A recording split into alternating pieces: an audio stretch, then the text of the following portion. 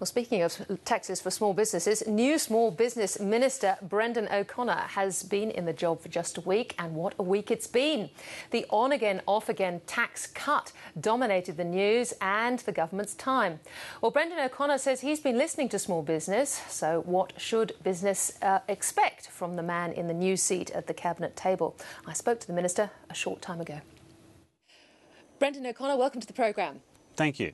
Now, 4 small business ministers in 4 years, and I see COSBO's Peter Strong has said that 53% of self-employed voters backed Mr Rudd in 2007 and only 38% backed Julia Gillard in 2010. Just how are you going to win small business back?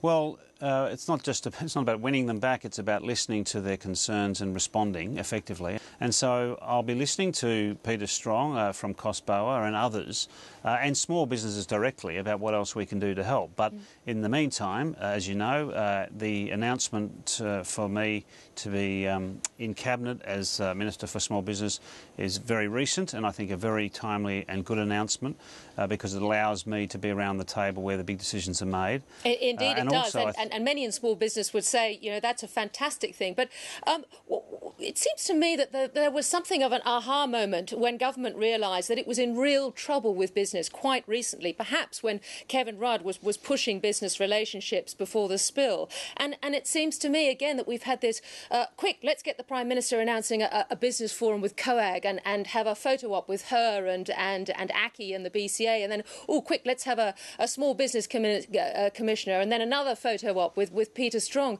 This seems to me to be more crisis management. Well, I think that's unfair depiction of the government's decisions. In fact, for example, the decision to provide a tax cut to incorporated companies from the 1st of July and tax relief for literally millions of small businesses didn't arise just recently. It was something that was in the pipeline as a result of the initiative to enact the mineral resources rent tax so that we could spread the mineral wealth across the country, areas which are really confronted with some significant challenges. With respect, you've got yourself into a bit of a pickle there too, I think, because it looks as though you might end up with a two-tiered tax system. And we've got in the Financial Review this morning businessmen like NAB Chair Michael Chaney saying a two-tiered system would lead to rorting. Another eminent businessman, Dick Warburton, coming out and saying that the split is silly. I mean, these are very serious voices.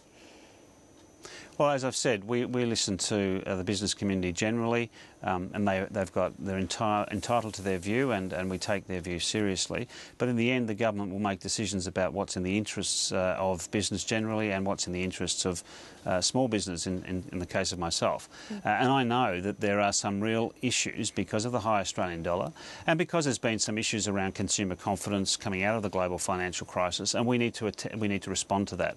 And I think the decisions to provide support to small business are the correct ones. What I find, quite frankly, extraordinary is the Liberal Party opposing these tax cuts. All right. Let's move on to some of the issues that small business is concerned about. Unfair dismissal, really high on the list. There's a tremendous amount of confusion over wage rates and the lack of support for small business employers. Peter Strong said our biggest problem is when we ring Fair Work out, we find out a wage rate. They say everything you can say can be used against you, and then at the end they say you need to get external advice. What kind of a system can't tell you how much to pay people?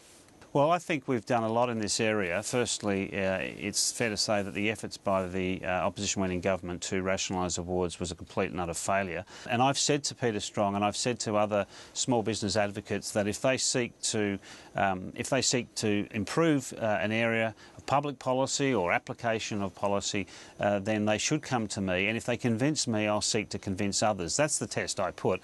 That if it's in the interest of the country and of course the interest of small business and it's doable, then certainly I'll prosecute that argument within government. Another case you'll hear being put very strongly is penalty rates and how penalty rates are crippling small business.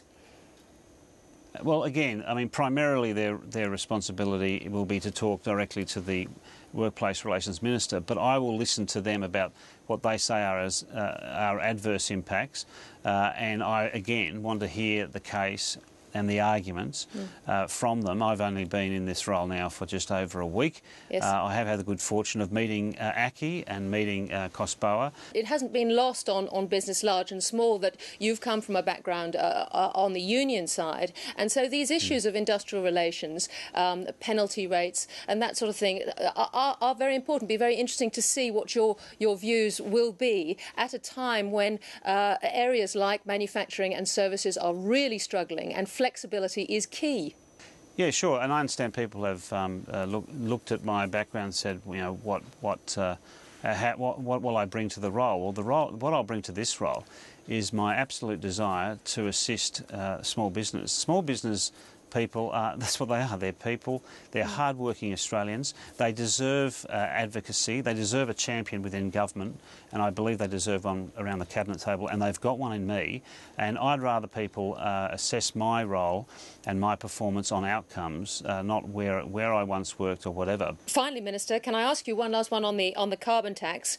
Recently, the Shopping Centre Council of Australia admitted that business costs will rise for tenants as a result of the carbon tax, including electricity costs. Do you accept that the carbon tax will bring yet another layer of cost and red tape for small business? The cost, in fact, of the proportion of small businesses' costs in the area of electricity is 2%. We think there'll be a 10% increase on that, so it is 0.2% for that business.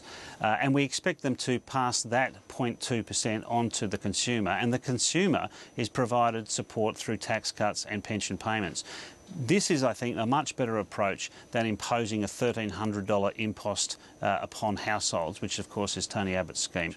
Minister, I do acknowledge that you are 1 week into the job, and I hope the changes that you and the government have made will actually be better for small business. Thank you so much. We look forward to talking to you again through the year.